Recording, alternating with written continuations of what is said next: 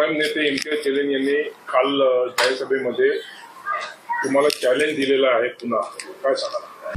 आता isakal.com आहे देशातील नंबर 1 ची मराठी न्यूज वेबसाईट। प्रत्येक अपडेटसाठी isakal.com ला नक्की भेट द्या।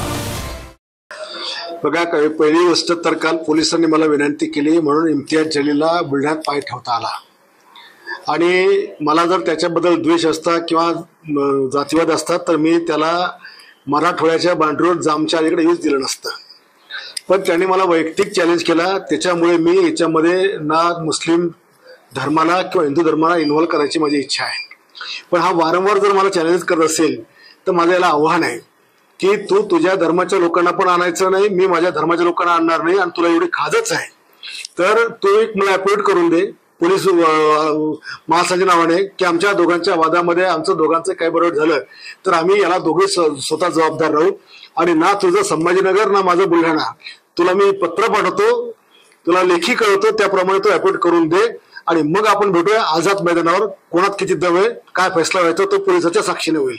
दोघांच्या मध्ये तिसरा कोणीच येणार नाही। देश विदेशातील प्रत्येक घडामोडींचे लाईव्ह अपडेट मिळवण्यासाठी आता साम टीव्हीच्या सर्व सोशल मीडिया प्लॅटफॉर्मला लाईक, फॉलो आणि सबस्क्राईब करा। तसंच सर्व नोटिफिकेशन